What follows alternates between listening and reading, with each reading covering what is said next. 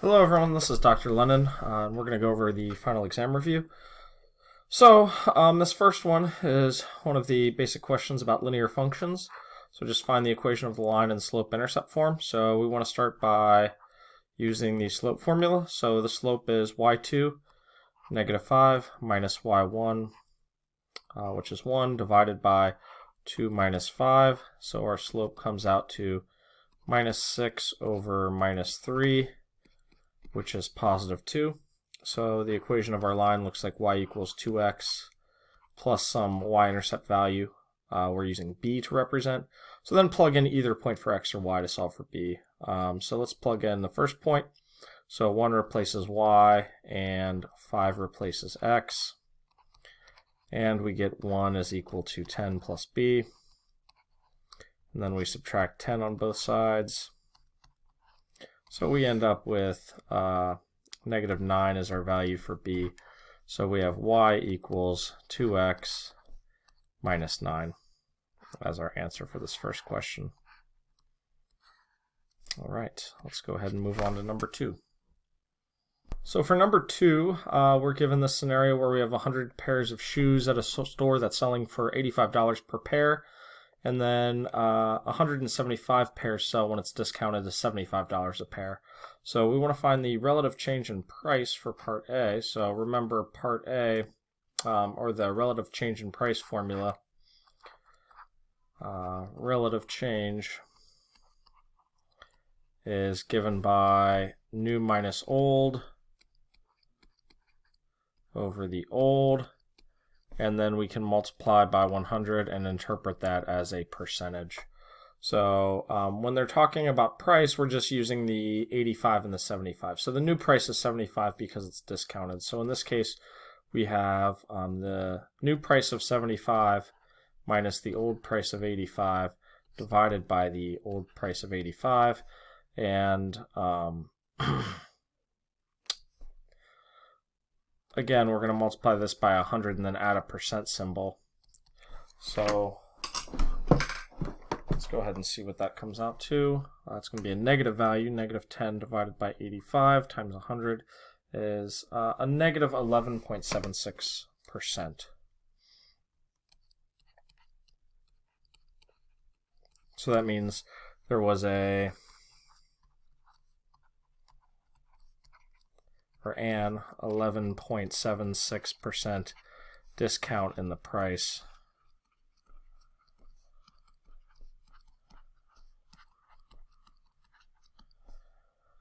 Okay, so for part B, we want to find the average rate of change in the price as a function of quantity. So your average rate of change formula, remember, is f of x2 minus f of x1 divided by x2 minus x1. So in this case, the outputs are the prices, so that's still going to be on top 75 minus 85, but it says it's a function of the quantity. So what are our input values? Well, our input values, we sell 100 pairs at $85 and 175 pairs at $75. So we sold 175 at the $75 price point and 100 at the $85 price point. So we end up with -10 divided by 75, and this comes out to, if we want to write it as a decimal, -0.13 repeating, so -0.1333. But this one we do not interpret as a percentage. We interpret it as a ratio of the units of output per input. So basically this is dollars per pair per dollar. So how do we interpret that in this case? Well, we say, actually, sorry, the quantity on the bottom was per pair. So dollar per pair, not per dollar.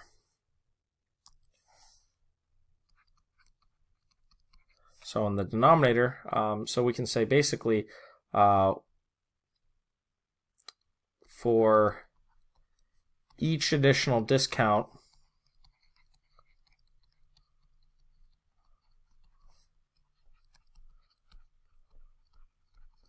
of $0.13 per pair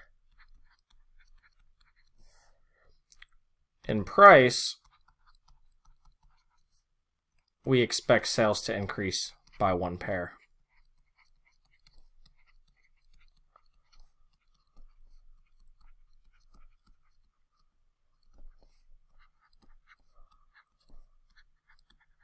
So it's a ratio of those units. It's not a percentage like in the relative increase-decrease case from part A.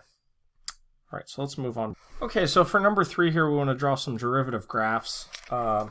Remember, we have a bunch of rules of thumb for doing this, so you may want to review the entire process if you go back, but I'm just going to hit the high points here. So for the first graph,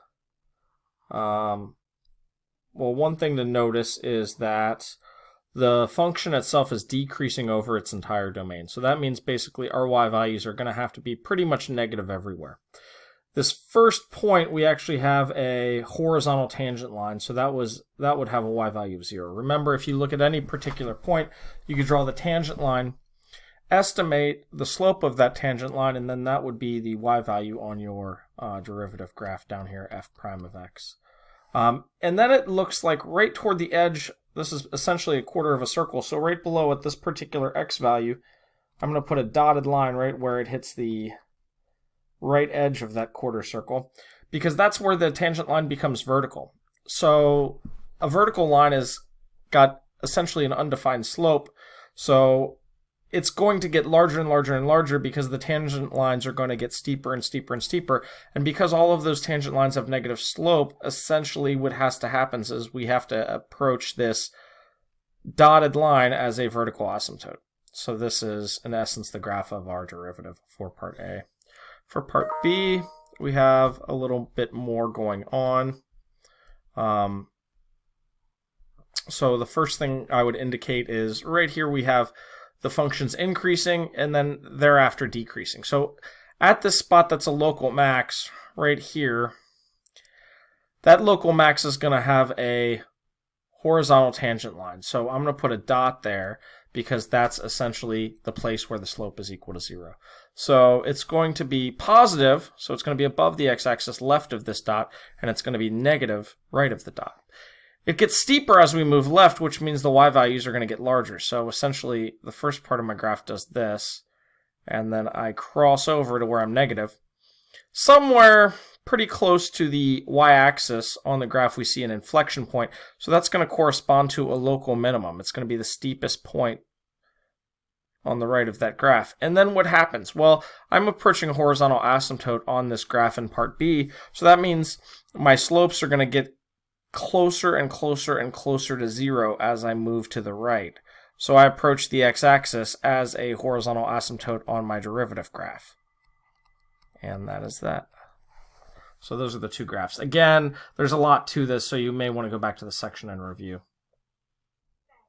Okay, so let's look at number 4. We want to differentiate this function f of x equals xe to the minus 10x. So this is just a straightforward product rule. So remember, the product rule says the derivative of a product of two different kinds of functions is u prime v plus uv prime. So in this case, u is just x and v is e to the minus 10x. So u prime just comes out to 1, and v prime, we use the continuous exponential rule, which is minus 10 e to the minus 10x. So our f prime of x, we just apply the rule now, so we get 1 times e to the minus 10x, which is just e to the minus 10x, and then plus u times v. We have one negative up, plus u times v prime. We have a negative sign from v prime, so I'm just going to do minus, instead of x times 10, I'm going to write 10x, so minus 10x e to the minus 10x. And that is the derivative of number 4. Number 5, we'll be looking at some chain rules. Okay, so for 5, we're using the chain rule. So remember the chain rule. The formula is kind of a little bit different than the setup, but let me just write it down here. to the side. So the chain rule basically says if you're trying to take the derivative of f of g of x, this is f prime of g of x times g prime of x. So here my inside function is going to be x cubed minus 5x squared, whereas my outside function, I'm just going to replace what's inside the parentheses with a t. So this part right here is just review. Then I take the derivative of each part. So the inside prime is 3x squared minus 10x, and the derivative of the outside is going to be 3 times 1 over t. So to find my final derivative here, I just multiply in prime by out prime, and I change that t back into the original value of the inside, which was x cubed minus 5x squared. So f prime of x is, again, we want to remember to use parentheses for the in prime since we're multiplying it by a fraction. So 3x squared minus 10x, and then times parentheses 3 over x cubed minus 5x squared.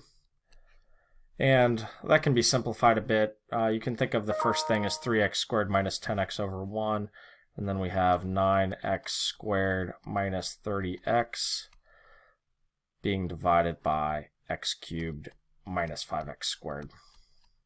And that is all for 5a.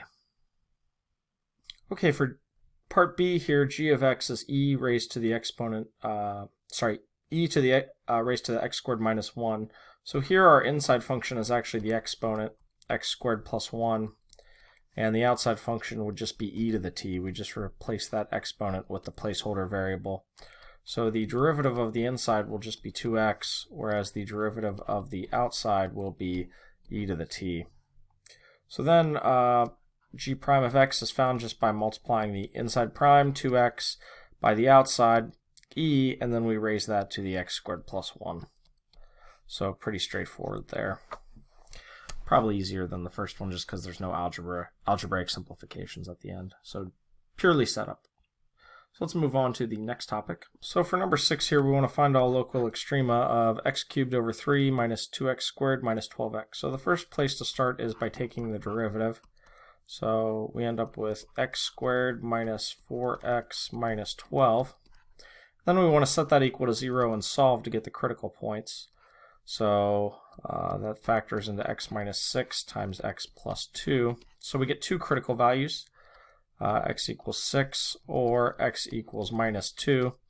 And then basically we just want to check those by setting up test value regions. So we have all of our possible x values, and we have two kind of dividing points, -2 and 6.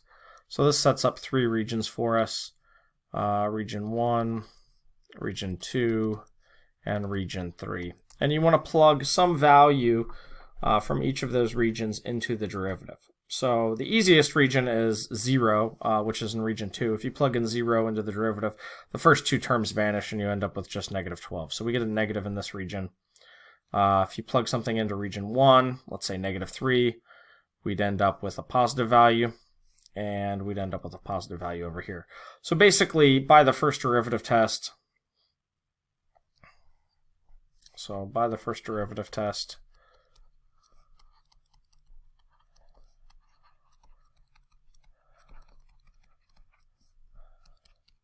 what happens?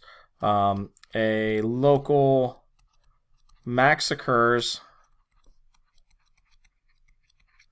at x equals -2, and a local min occurs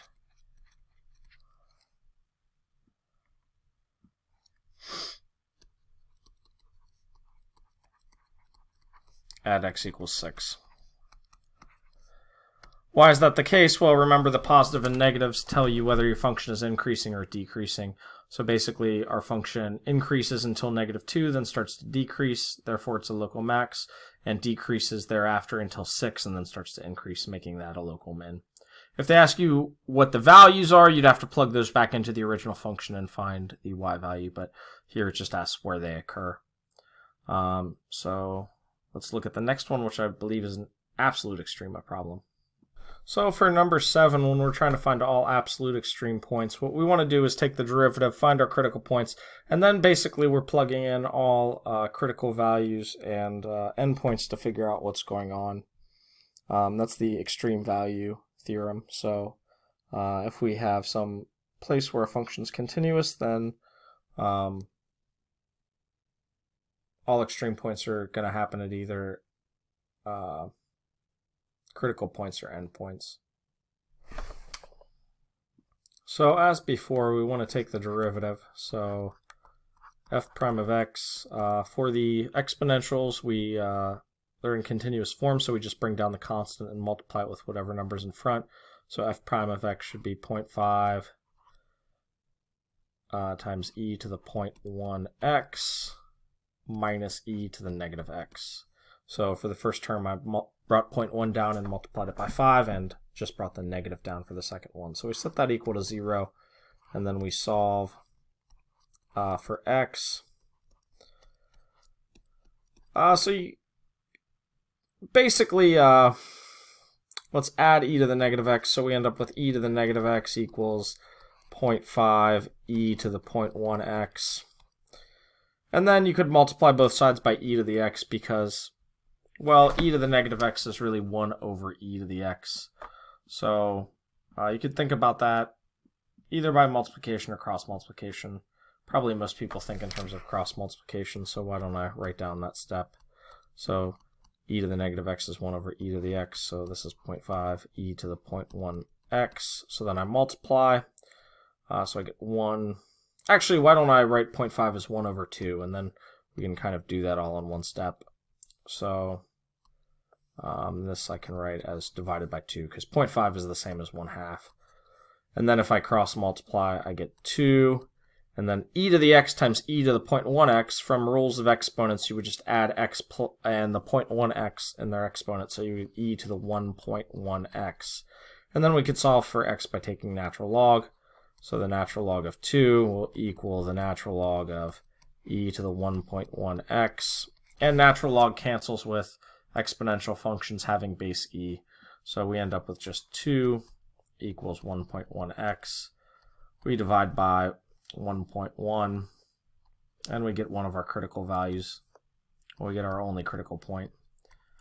So 2 divided by 1.1, something like 1.82 about. So for this problem, what we want to do is we just want to plug in that value and also the other two endpoints into our original function. So we have f of minus 3, f of 1.82, and f of 2. And we will see what those values are. Approximately, the largest y value will be the absolute max, and the lowest one will be the absolute min on that interval. So let me go ahead and do that. So let's see, we have 5 times e raised to the negative 0.3 plus e cubed. So the first value is 23.79. And let's do it with the second value. So 5 times e raised to the 0.1 times this 1.82, which is an approximation, plus e to the negative 1.82 about. So that's something about like 6.16. And then the last value. Again, keep in mind we're plugging these into the original function. So it's a little bit different than the previous example.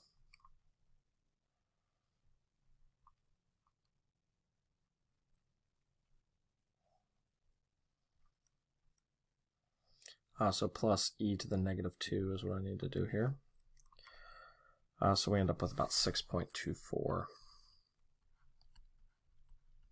So from the look of things, it looks like this is our absolute max, largest such y value that we see, and this one right here, 1.82, is our absolute min. And that's it. So check all your critical values and endpoints, plug them into the original function. That's where the absolute extreme points come from on a closed interval. I apologize. I realize I just made a mistake on this one. When I did the 1.82 down there, that's a mistake because I forgot to include the natural log. So the natural log canceled out on the right, but not the left. So the natural log of 2 divided by 1.1 comes out to 0.63. So the x value that's our critical point is 0.63, not 1.82. So let's replace that with 0.63. Apologies. So if we do 0.63 and check that, we get a different value. Something slightly smaller. It still turns out to be our absolute minimum though. So let's go ahead and do that. So 5 times 0.63 times 0.1, e to the 0.63 times 0.1 plus e to the negative 0.63 comes out to about 5.86. So that's the actual y value of our absolute min, 5.86. Okay, so that repairs the small mistake there. All right, so let's move on to the last few. So for number 8 here, we want to estimate the area below the natural log using a left Riemann sum. So the first thing to use is figure out what our delta x is here, which is going to be 12 minus 8 divided by 5. That comes out to 0.8. And then we want to basically create our partition, which starts at 8, and then we just add 0.8 each time until we get to 12.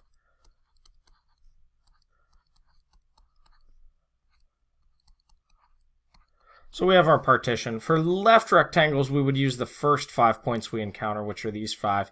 If they asked us to use right rectangles, we would start at 8.8 and finish at 12. So that's all you have to do to get your area estimate here.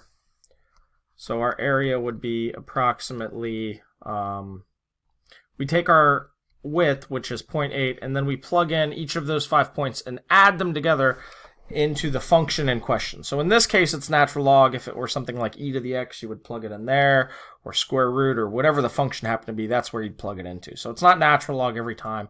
It just happens to be for this example. So it would be the natural log of 8 plus the natural log of 8.8 plus the natural log of 9.6 plus the natural log of 10.4 plus the natural log of 11.2.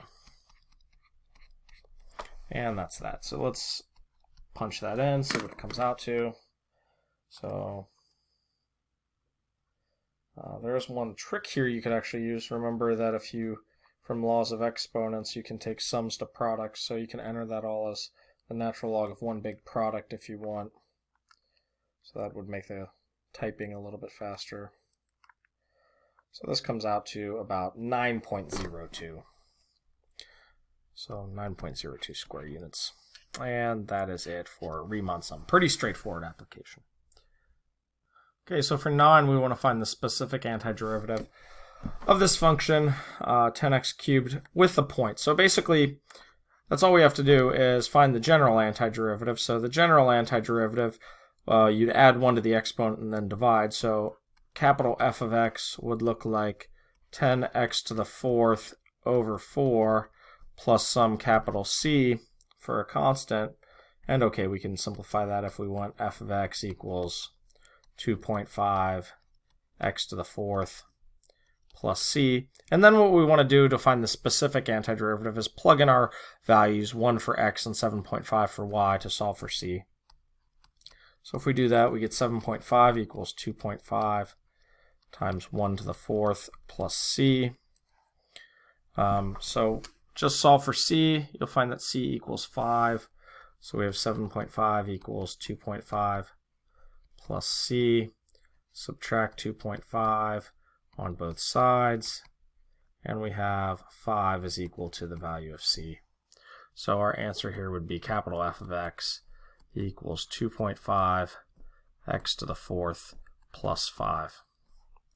And that is the specific antiderivative. Okay, the last example, just a straightforward application of the fundamental theorem of calculus. So we just find the antiderivative and plug in both the limits and subtract. So the antiderivative here is going to be 2x cubed over 3. Add 1 to the exponent and divide by that number.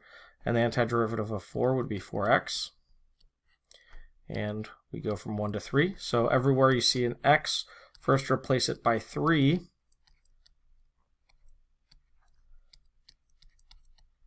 And then replace it by 1. Remember to keep the parentheses so that you don't lose a negative somewhere.